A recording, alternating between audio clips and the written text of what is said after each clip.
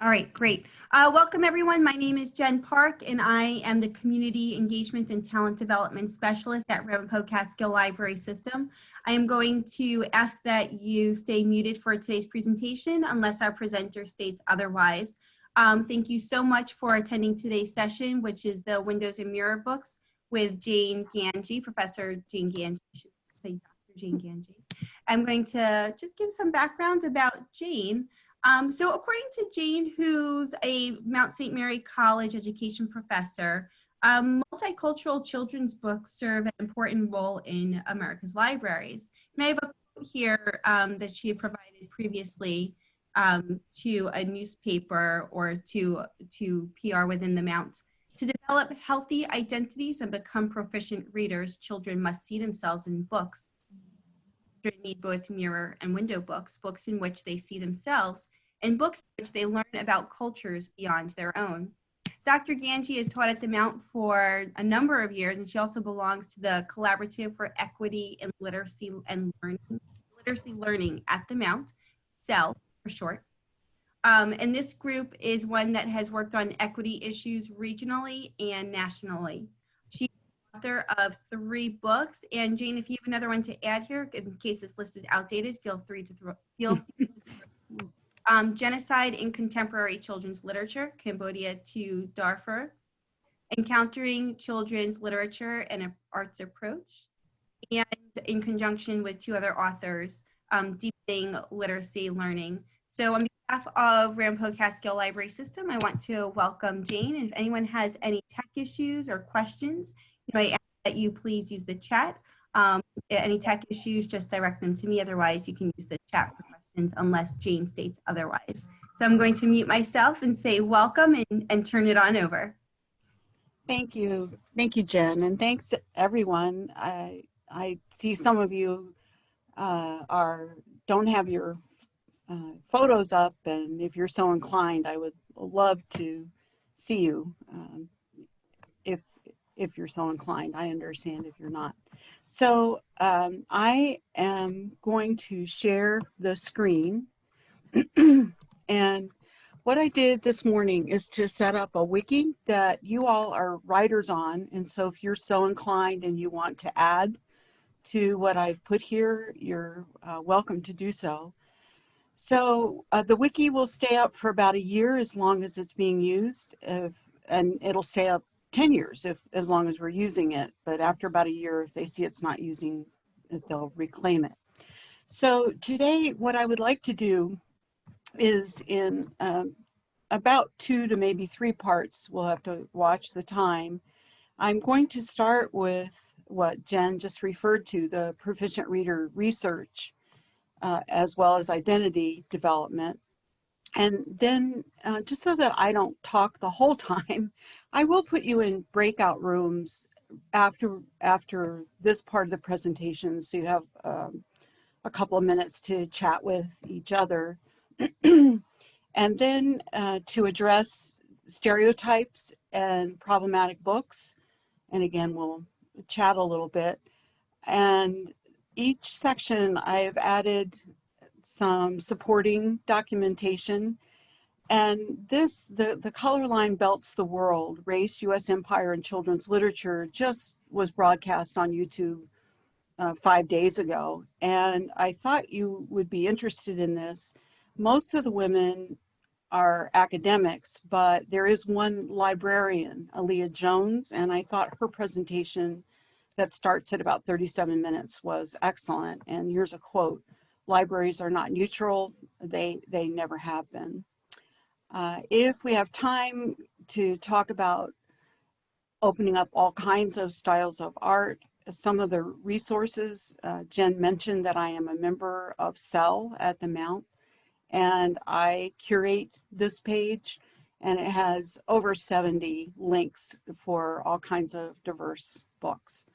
A few of my own publications, and then at the last minute, I put up a dissertation. I had the privilege of supervising Rural Rumble, and the reason I put it here is it's the only dissertation I've read that made me cry. It was just so beautifully written. What she did is she used books depicting Black males with all Black boys, And the response that these boys had to these books will make you cry. It's so, they would say things like, why don't we have this in school?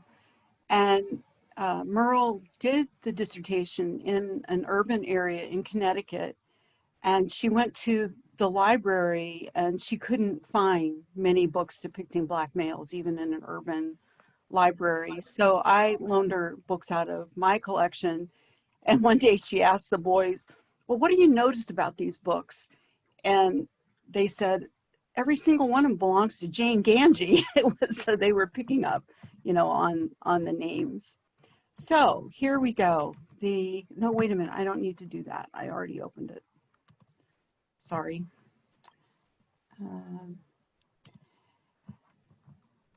So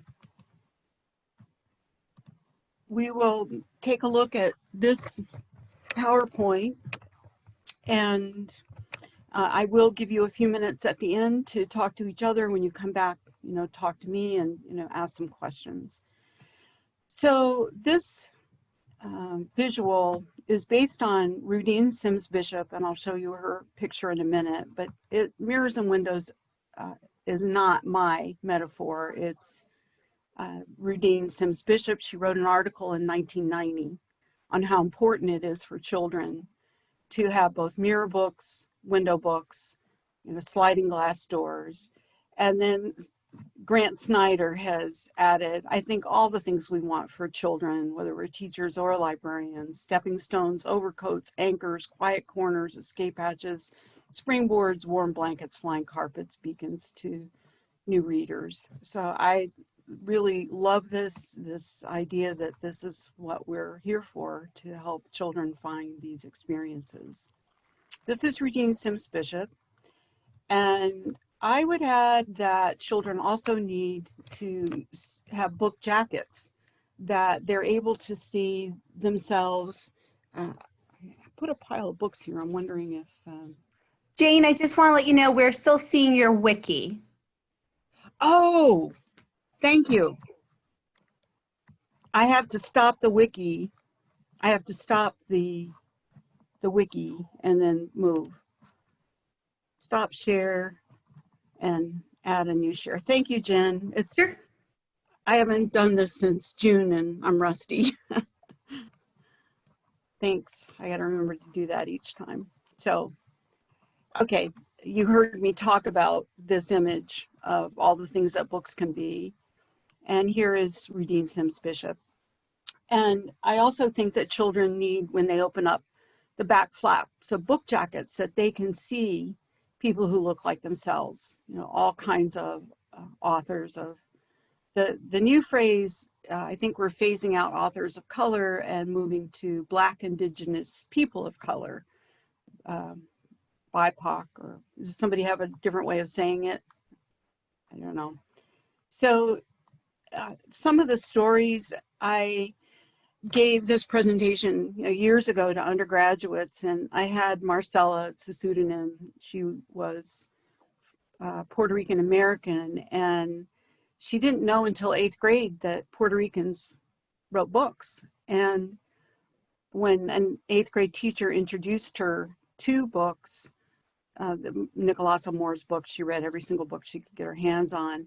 But a few weeks later, she came to me and she said, why didn't I realize there was something wrong with this picture before college?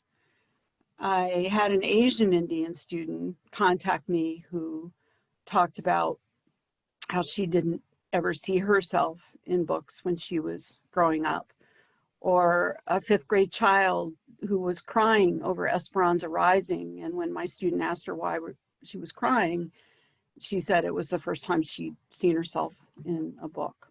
So the proficient reading often begins with books where children can make connections, or the mirror books. So before the 1980s, we used to ask, what's wrong with poor readers? How do we fix them? But then the proficient reader research started asking, what do good readers do and how do we teach it? And here's what it came up with, and you would all be proficient readers, I'm sure you are, that when you're reading, you visualize, and part of what we teach teachers to do are all of these strategies, but visualization strategies. What are you imagining, when you're reading? To summarize, to be able to put into words a synthesis of what you're understanding, that how to determine importance, how to self-correct when you know that you've kind of gone off the path, how to make inferences, certainly to ask questions and to synthesize. But where we've missed the implications of the proficient reader research that's gone back since the 1980s is to understand that to become a proficient reader, you've got to be able to make text to self, text to world, and text to text connections. All new learning begins in connecting to prior learning. And I put here to activate, prior knowledge. So what happens in classrooms, and I don't know that I don't go around looking at libraries near as much as I do classrooms, but when children of color have more window books into a white world than mirror books of themselves, they don't get to make the advances that white children do when the classroom collections are largely about them. And as Jen mentioned, I've been teaching at the Mount and working in Newburgh, and I have been in a first grade classroom where every child is Black or brown, and yet every single book is by or about a white person. So these children are not going to have the opportunities to become proficient readers in the same way. Part of my research, I'm going to skim over some of this because I did put up on the wiki an article that I wrote that would substantiate what I'm telling you here. But when I look at children's literature textbooks, white literature is often privileged. And I've first published that in 2008, but then when I've looked at second editions or later editions, I don't see much improvement. There's a poetry chapter that had 15 poets of color, poets in side boxes with one poet of color. And in 2014, they've changed to 2 poets of color. Or a folklore chapter that has no books by American Indians, but yet claim to be about American Indians. Debbie Reese's American Indians in Children's Literature can be a good source to screen for really good books by and about Native Americans on all kinds of topics, not just folklore. Book lists tend to be very white. Only in the last year is the National Education Association updating its website. For a long time, their top 100 books were mostly white, and some of those books were quite problematic, like The Indian in the Cupboard and other books. Scholastic book order forms. This is John de McNair's work that you can see the numbers here that how few books there were in 2004 and 5 by and about Latinx or Asians, and none by or about American Indians. There were more by and about African Americans, but it was also often couched in terms of Black History Month, which hopefully we don't do. Classroom collections, I've already mentioned that, tend to be an issue.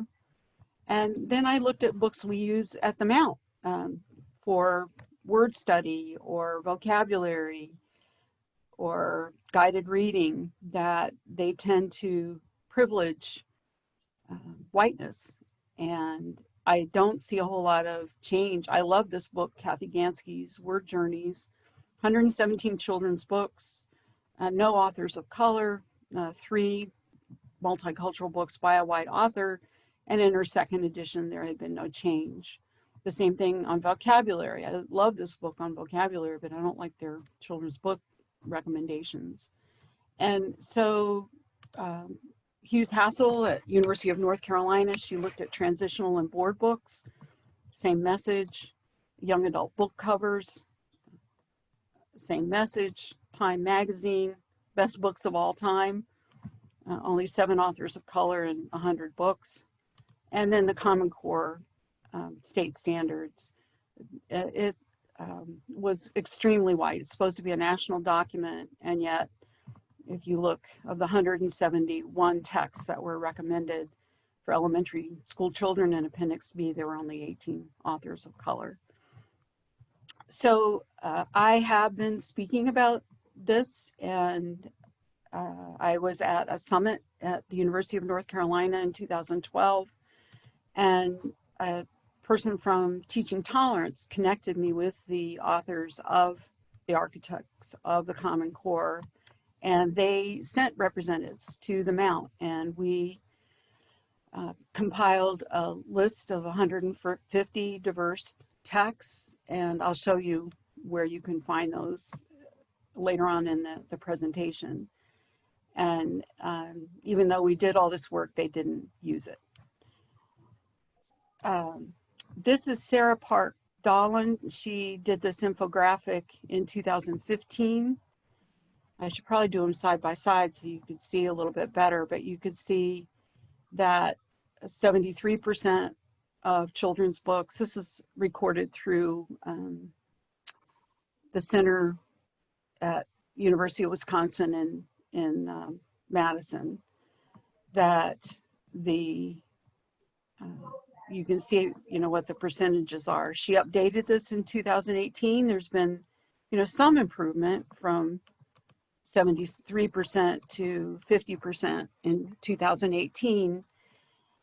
But there's, obviously a lot of animal books, 10% African American, 7% Asian Pacific, 5% Latinx, and 1% for American Indians, First Nations. But if you look at this closely, this little fellow is looking in a mirror, and the mirror's cracked, because quite often the books about American Indians are, inauthentic or stereotypical. This is Liam Lowe has put out this infographic on looking at the percentage of publications by authors of color. So that's 7% in 2017. So I wrote an article called The Unbearable Whiteness of Literacy Instruction, that if you put all of this as an aggregate, you're looking at book lists and children's literature textbooks and literacy textbooks and on and on and on, that it's a lineup that doesn't favor children of color. There have been studies since 1998 that I did put on the wiki that show that if you give kids books that they can see themselves in, that their comprehension goes up. It makes sense, of course. So there's that part of it, that the whole issue of the proficient reader research. But there's more to it, and so I did title part of this as identity development, that Julius Lester was professor emerit at UMass, African-American Jewish author, and he said they are asking us who they are and we're telling them. And if we aren't sharing the books about them and their communities, then we're telling them they don't matter, very, very much. And with children, if there's something wrong, they usually internalize it and think it's their fault, not our fault that something's going on. At the Mount, Nancy Benfer is currently the principal of Bishop Dunn Memorial School, and we together wrote a blog post for the Washington Post about the absence of diverse texts in the Common Core. And I'll just read this quote because it sums up what we have to say, I think, about identity development, that for African American children, Rosa Parks and Dr. Martin Luther King Jr. are not enough. They must also see African American artists, writers, political leaders, judges, mathematicians, astronauts, and scientists. The same is true for children of other ethnicities. They must see authors and illustrators who look like them on book jackets. They must be able to envision possibilities for their futures, and they must fall in love with books. And culturally relevant books help children discover a passion for reading. I like this quote: if them dudes hanging over there on that corner could read something about their history and their culture, they'd know that hanging out on the corner ain't cool and ain't what Black is really about. Not from an African-American teenager.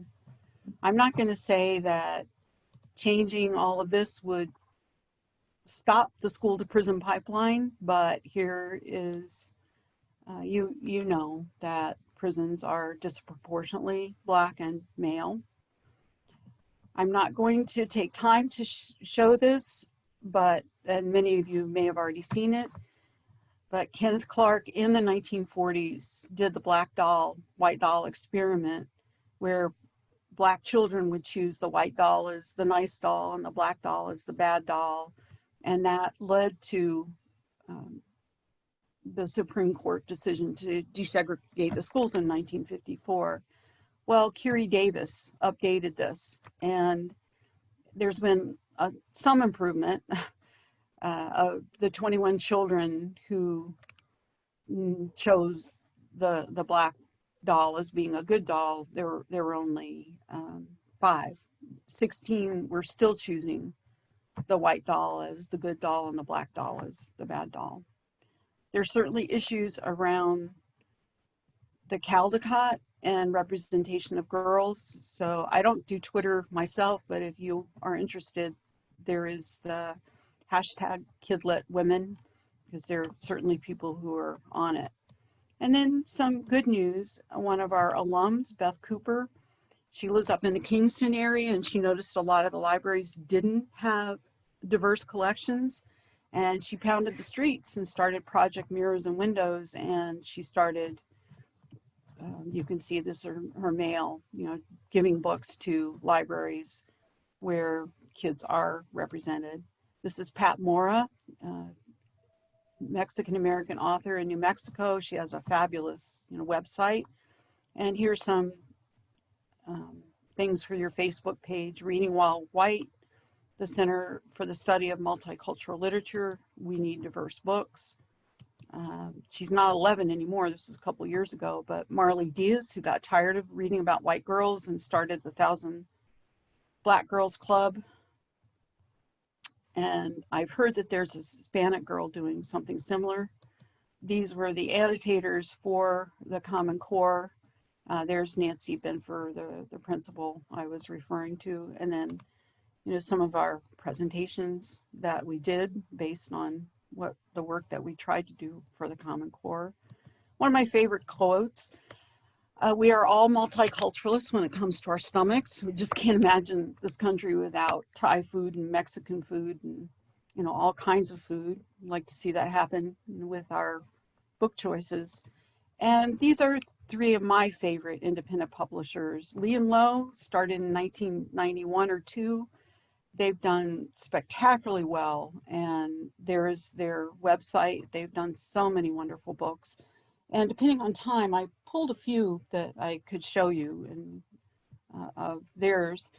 Cinco Puntos is down in El Paso. They mostly do bilingual books or Hispanic books, and then Groundwood Books is up in Toronto.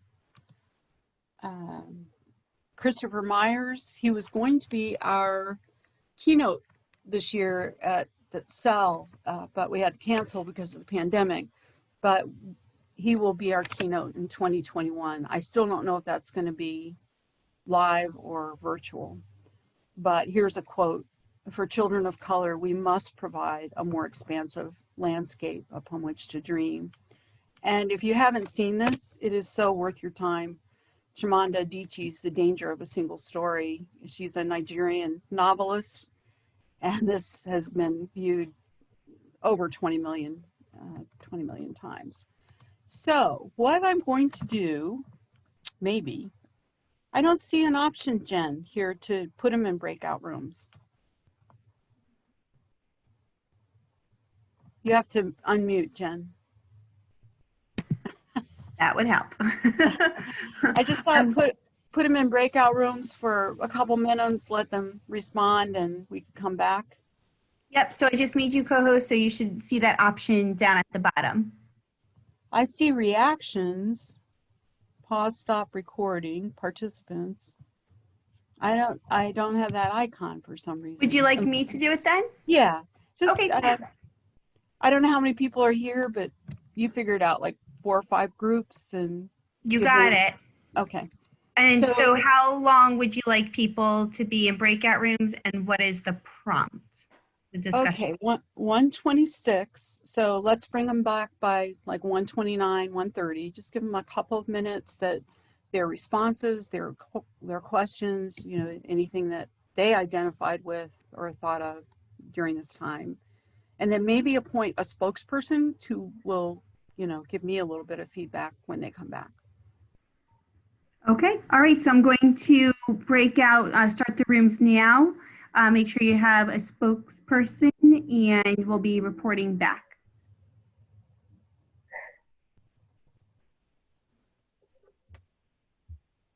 Oh, I get it. I got invited. I'll go join a breakout room.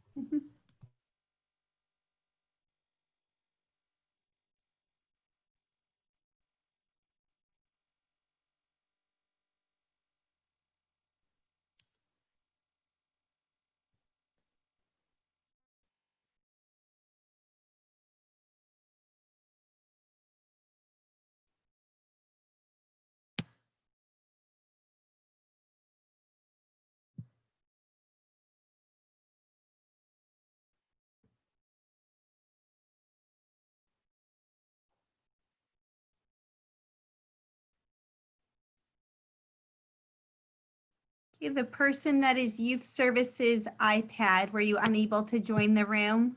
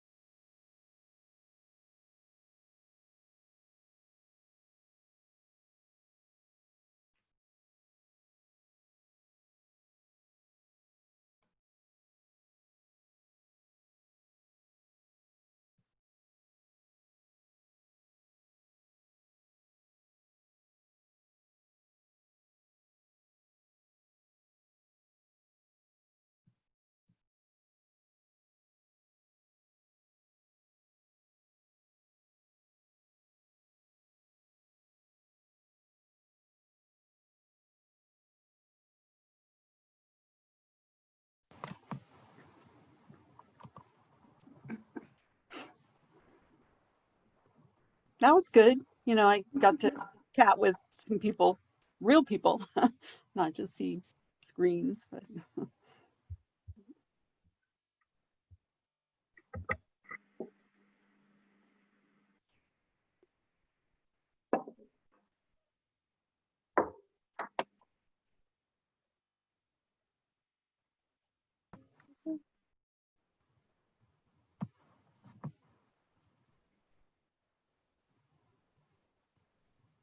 Sarah, what district are you in?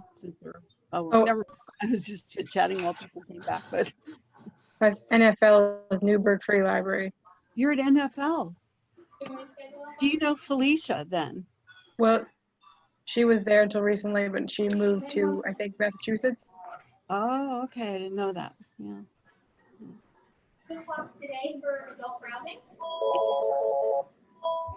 Right?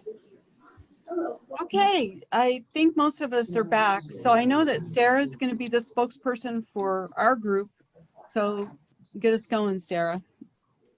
Okay, we talked a little bit about like what is the place of like those books where it's like talking animals or talking trucks and things like that, and that's kind of like its own space for everyone because people just enjoy like a cow that steals a car. Then we also talked about like what part of the blame is on the publishers. Like, are they just kind of favoring too much, like books found out, white characters, or is it like they're not getting a lot of submissions, or people not in creative writing classes writing more books about that? So like we're not sure what the percentages are of like where is the big sort of hold up in the pipeline of these diverse books. So I do have an infographic that I could put up after our session that Lee and Lowe put out. And it is that something like 80% of acquisitions editors are female and white. And I think what happens is we choose books that resonate with us. Like my favorite book growing up was Jane Eyre because her name is Jane, but I can't expect everybody's favorite book to be Jane Eyre, although I did for a long time. I was a bit of an aesthetic Nazi. But so I think if the acquisitions editors can be more BIPOC or BIPOC, that would definitely help. I think publishers are starting to let's see, Random House is starting an imprint with Christopher Myers on diverse books. And so they are getting the message. And I think they're also getting the messages through city school districts, because I have a friend who's assistant superintendent in Newark, and Scholastic showed up with a whole bunch of books that they wanted to sell to Newark for like $1 million. And she said no. And the Scholastic rep said, why? And she said, these are mostly white books. Our kids are kids of color. And so she spent tons and tons of money on the Lee and Lowe books instead of the Scholastic books, just to meet that need. Let's hear from some of the other groups. How many groups were there, Jen? There were 4 or 5. Mm-hmm. Oh, okay. So we still have a couple more people to hear from. Who's the next spokesperson? Well, we were group 1. This is Anita. I'll go ahead and jump in. There were 2 things that we brought up, one of which was to ask if you have a resource or know beyond a Google search where we can find the publishers who do specific literature that is non-white. So, other segments of the population, if that information has been gathered and compiled somewhere, because rather than going to Simon & Schuster or McNaughton and saying, oh, I found one, it would be nice to have a selection of books to choose from. And Meredith mentioned that when Randy Enos was here with RCLS, that there was a prize in literature given specific to, I think Meredith said, a Native American author, is that correct? And we were wondering if there are other prizes that are specific to segments of the population. I mean, there's, of course, the Caldecott and all of that, but are there specific awards that are designed to recognize authors who are BIPOC? And the third thing was, oh God, now I can't remember what the third thing was. The one segment of the population that we haven't discussed at all during this conversation is the LGBTQ community and how that fits into diversifying your collection as well. So that was group number one. That's it. Okay. Thank you. So Lee and Low, I did put my go-to independent publishers are Lee and Low, Groundwood, and Cinco Puntos. And that is on the PowerPoint slide that I just showed, but I could make that more apparent on the wiki, after we finish up today. Lee and Low has the New Voices Award, and so every year they give an award to an aspiring Black BIPOC person. LGBTQ, I have on the CEL website, I'll show you the award. They're definitely the awards from ALA, American Library Association. Well, you all know that, right? Stonewall, Rainbow. I'll put up, I just finished a children's lit, and I'll put that PowerPoint up that I did for that class for this summer, after we're done. I think I addressed everything you said. Okay, that's two groups we've heard from. Another group. I was in group 5, I think. Maybe Liz or Tara can confirm that. Were we 5? I think we're 4. Okay, so 4, and we talked about that even though the mirror issue is there, that it really is significantly getting better. Yeah. So that we really have to sort of, and I specifically said that, like, if you have the choice of not having books in your classroom or having books that don't reflect, you still want books. So, as they're published, I think they become available, more readily available, but you have to give it time to increase. So we sort of have to recognize that too. Yeah, and Sarah mentioned that some of you know about, Tiffany Davis was telling me about it, a way to read the shelves for diversity. We were going to do it at the Mount before the pandemic. What is that one called, Sarah? Do you remember what you were talking about? It's called the Diverse Books Audit Tool. Yeah, diverse. I think that's what it's called, something like that. The audit was definitely in the word, in the title. And you can do it like she has all the statistics of like how to do it if you're not going to be able to look through every single book. So. Yeah. Okay, the next group. Group 5, maybe? Too bad we didn't tell people to notice what number they were in. I don't even know what number we were in. Who haven't I heard from? 2 more people.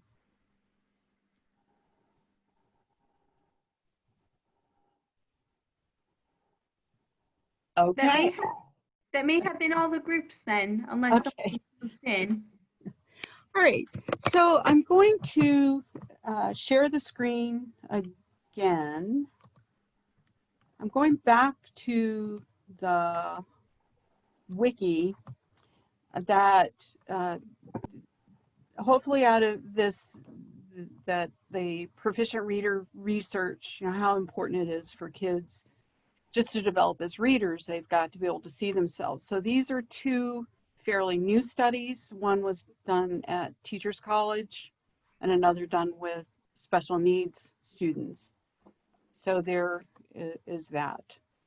I also, down here, I would like to show you our website for the collaborative, and I'm going to pull this up in a minute because I have it open on my desktop, but what I did for Children's Lit for May and June when nobody could go to the library was to find literally thousands of books that were read aloud. I wanted my students to find all kinds of diverse books, and my undergrads in May, they were looking at Epic and Audible and some of the places where you usually have to pay. And they were making it free because of the pandemic. But what we found is that many of those books are white, very few diverse books. However, YouTube is packed full of diverse books. And I'll show you that one in just a minute. Katie Cunningham did a really lovely post on, helping children through the pandemic. And then here are some of the awards: the American Indian, Ezra Jack Keats. Now that's a new author award. You were asking about that. Society for Children's, well, you can read all of this yourself, but these are all linked to this one is going to have the LGBTQ books, the ALA one. Here is what we did for the Common Core.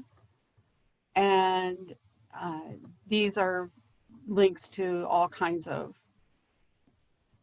different resources for Black children, Native American children, and so on, and different topics. So I try to keep this updated. It's, of course it's challenging, but that is all available at the Mounts Cell website.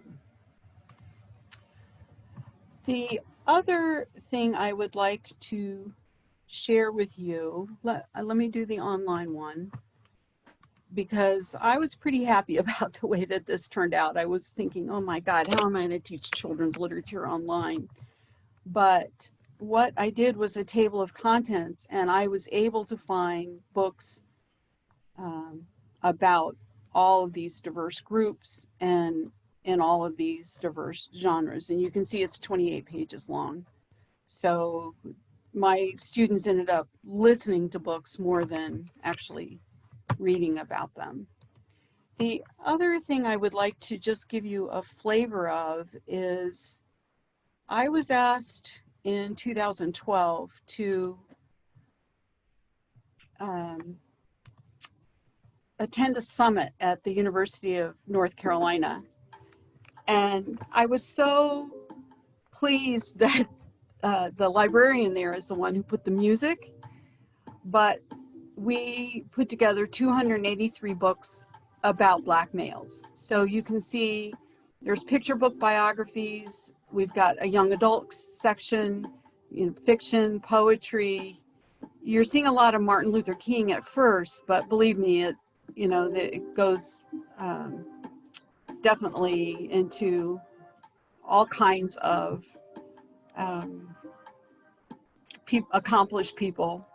So I'm going to stop that just because I love this and I'd love to spend the next 20 minutes with it. But it's really, when I share it in class, the whole 20 minutes, it's just awesome to realize there really are a lot of books about Black boys and Black men, at least 283, and I haven't even updated that, in a while. So I am going to press on to consider, let's see, I have to share the screen. Some of the problems in the problematic books in children's literature. I don't know how much you know about the brouhaha of, where is it? There we go, of Dr. Seuss. It came up this spring with Read Across America, which was started by the National Education Association, that now you can see they're changing their logo to celebrate diversity.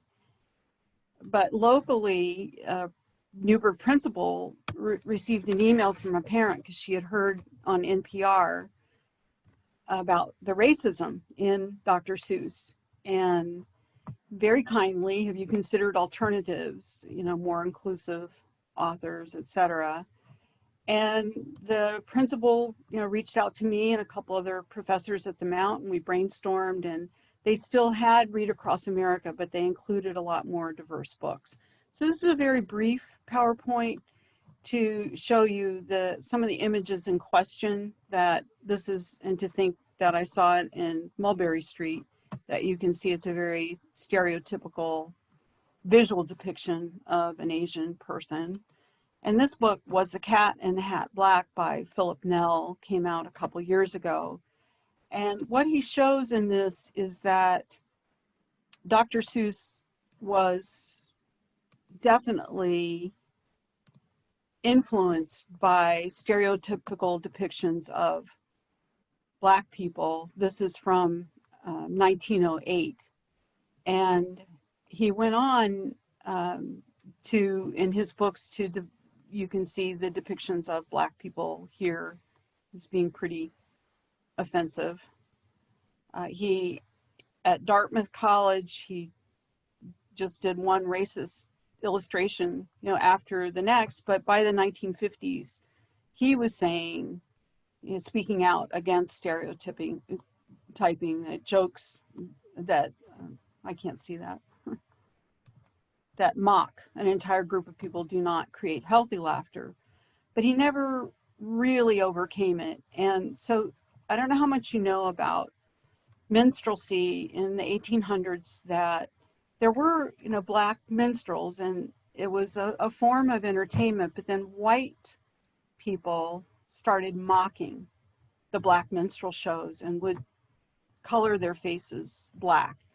And what Nell does is shows side by side how the cat and the hat with the gloves and, all of that. So that's his title, was The Cat and the Hat Black. So what Tiffany and I did at the Mount is we went through the Dr. Seuss books and we pulled a few. We didn't pull them all, but we definitely pulled Mulberry Street and, a few others. So let me share. I've got to watch the time here. I hate watching the time. Let's see. I am not going to share all of this. I'll let you go back and look at it, on your own. But this was maybe 15 years ago that a 19-year-old said to me, I didn't know a book could be wrong. And I thought, oh my, we got to do something about that. And some of this is some work I did with 10-year-olds on problematic books in children's lit. I love this June Jordan quote that childhood is the first inescapable political situation each of us has to negotiate. That, if children are not seeing themselves book or seeing themselves in a distorted way, that's something that they definitely have to negotiate. These are some recent books, and publishers are getting a little more sensitive, and part of it is social media. That when McGraw-Hill pulled this, that the Atlantic slave trade brought millions of workers from Africa to work, no mention of enslavement, that they did have to pull it. This is a nursing textbook that had to be pulled 2017. Jews may be vocal and demanding of assistance. They believe pain must be shared. So public outcry, they pulled it. And Edith Campbell is a librarian who got Scholastic to withdraw a book for the first time ever. And she started it on Twitter, Slavery with a Smile. So you look at these enslaved Africans quite happily being enslaved, making a birthday cake for George Washington, and Scholastic pulled it. There was enough of an outcry.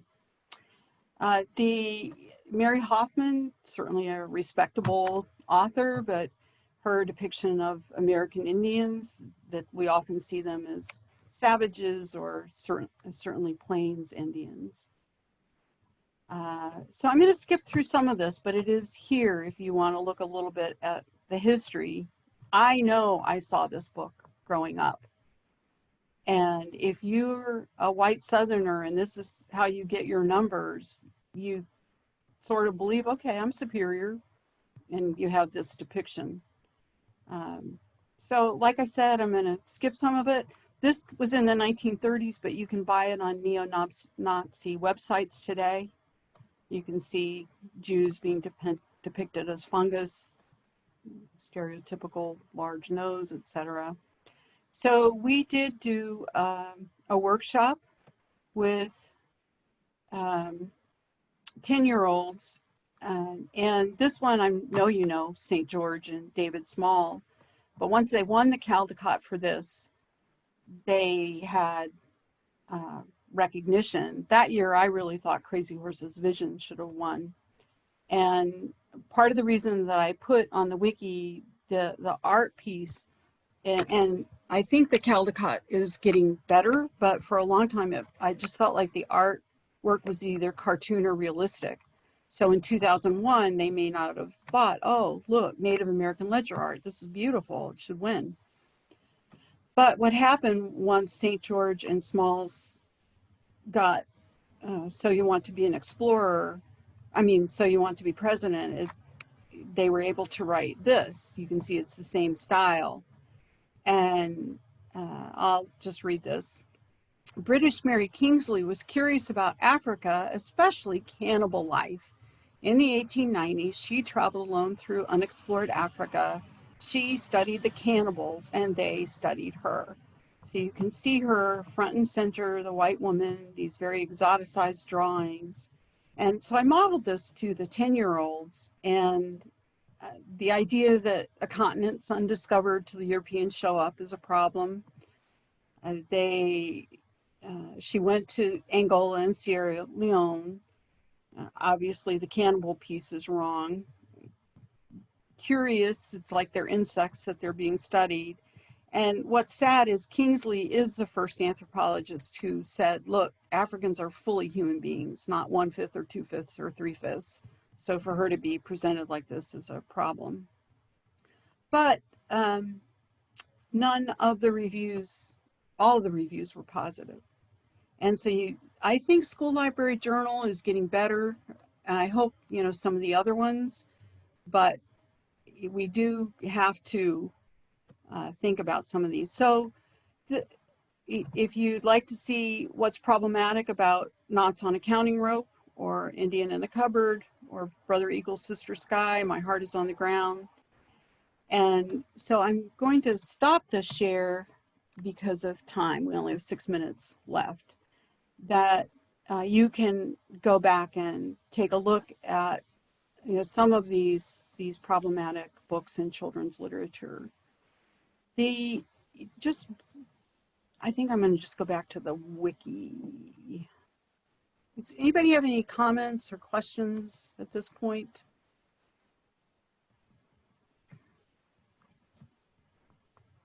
All right, I'm going back to the wiki.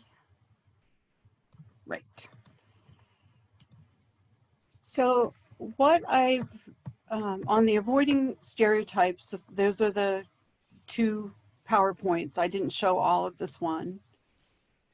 I think that you would really enjoy seeing Aaliyah Thomas in this YouTube, at least, if not, the whole thing, and how it's similar to what Sarah was saying about the,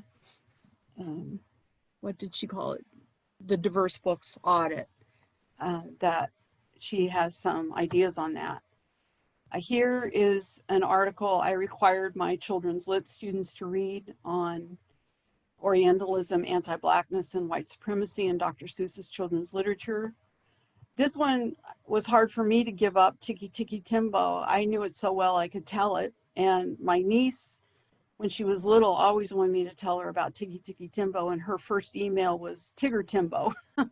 But here is Grace Lynn on how the authors did no research into Chinese culture, and in fact, it has nothing to do with Chinese culture. She should have just set a cute little story in Ohio rather than making it look like Chinese people would name their children little or nothing. Then I did mention in the art piece with the Caldecotts that there is a privileging of certain styles of art. So here is a PowerPoint that I did on, for instance, how Jan Brett was influenced by the Book of Kells, or just all the different kinds of styles of art that there are. We looked at this and this and this. I put up some of my publications that I thought were relevant to this. I do have something coming out in 2022, as Jen mentioned. I did a book on genocide in children's literature. And so I was asked to do this chapter in a history of children's literature. That, isn't it crazy? I got asked to do this like 2 or 3 years ago, and it's not even coming out till 2022. And even though this was published in 2008, I think it'd give you a good sense of how, just taken as an aggregate, that it's tough for kids. So I have 3 minutes. So what did I leave out? I did here's a pile of books I brought up that I thought if I had time I would just show you, some of the books that this one, and this is Cinco Puntos. It's animal talk. I've used this at Temple Hill, which is a lot of Hispanic kids, and my daughter lives in Arizona, so I was able to purchase one of these little figures that these are based on. And Cinco Puntos has done a few of these. Spilled my water all over the place. At least it's just water. And to tell you, some of the stories that this one came out a year ago, under my hijab, and I was working with a 3rd grade group with a little girl who wore a hijab, and she just had the best friends. They could barely talk to each other because she spoke Arabic, and at her table the other kids were speaking Spanish, but they adored this book. And the Hispanic kids adored it too because they didn't understand what a hijab was. This is a Leon Lowe book. If you go to their website, you can find so many wonderful books. 1:59. I did ask, is anybody chatting, asking a question? Or There is a question about how to access the wiki. I invited everybody. So you should be able to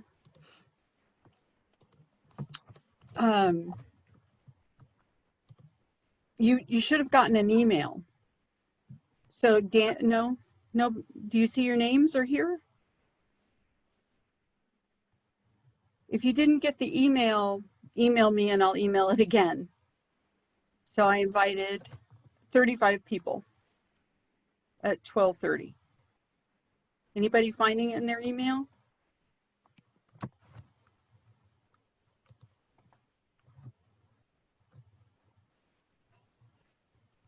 So the emails, Kimberly says she did not get the email.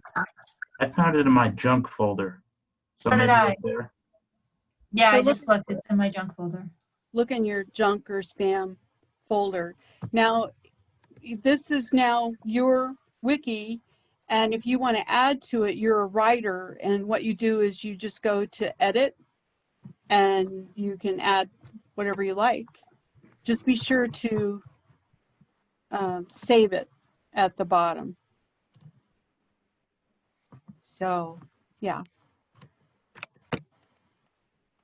So hopefully everybody finds the address for the wiki. Well, it is 2 o'clock. I can't keep going with all those books, but I brought them up.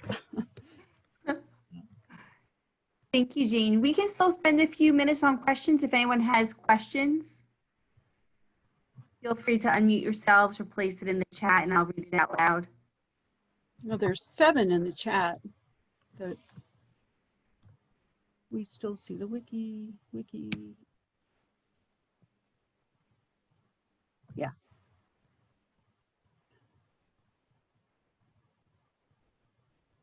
And I will say in October, the date escapes me.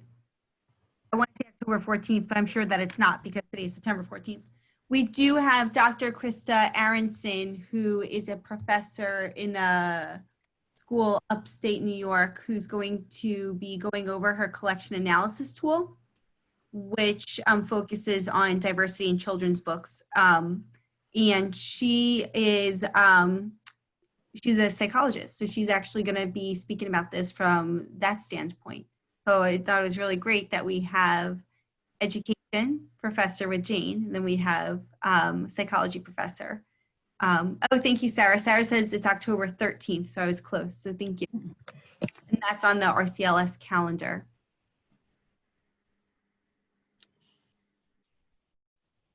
Okay, so unless there's any questions, I'm going to say thank you so much, Jane, for taking the time and presenting out to the group. And I have placed Jane's email in the group chat, so feel free to send any follow-up questions or an email. And with that, I'm going to say have a great Monday, and I will follow up with everyone regarding the recording as well as the evaluation form. That was so informative. Thank you so much, Jane. Oh, thank you. Thank you. You're a great audience and appreciate your input, and thanks for having me. You can tell it's something